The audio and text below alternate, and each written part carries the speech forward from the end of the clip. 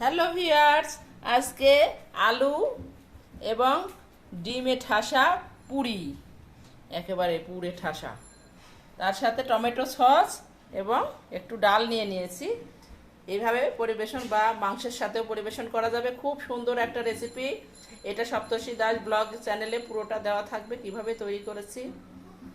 তাও আমি বলে দিচ্ছি। প্রথমে আলুটা সিদ্ধ করে নিয়ে ডাল পুরির বানানোর জন্য পুর বানানোর জন্য দিয়ে দিয়েছি। ডিমটা ভাজি করে নিয়ে পেঁয়াজ ভাজি করে একসাথে মিশিয়ে একটা পুর তৈরি করে নিয়েছি চাট মশলা সহ। আর তারপরে পুরটা ময়দাটা ডো করে ওর মধ্যে দিয়ে বেলে তেলের মধ্যে দিয়ে দিয়েছি।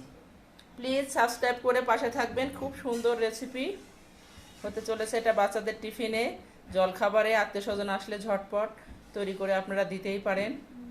সব কিছু এরকম মজার মজার রান্না, মজার মজার অনেক কিছু রান্না, খুব সহজ রান্না, ঝটপট রান্না, গ্যাস সাশ্রয়ী রান্না সপ্তর্ষি দাস ব্লগে পেয়ে যাবেন। আপনারা অবশ্যই দেখবেন এবং সুন্দর সুন্দর কমেন্ট করবেন, আত্মীয় স্বজন বন্ধু বান্ধবের সাথে শেয়ার করবেন। ভালো থাকবেন সবাই আপনারা, এবং ভিডিওটা দেখবেন আর একবার হলেও বানিয়ে খেয়ে দেখবেন আমি কিভাবে তৈরি করেছি। খুবই সুন্দর লাগে। দোকানে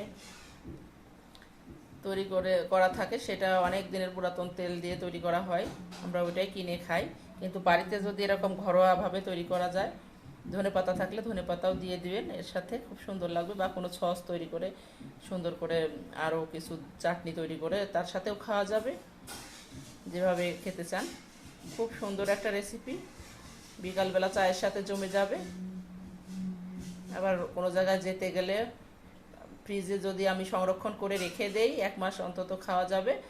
কোনো জায়গায় বাইরে যাওয়ার সময় কয়েকটা ভেজে নিয়ে ডিম ভাজি করে নিয়েও চলে যাওয়া যাবে সহজভাবে। বা এটার মধ্যে তো ডিম আছে।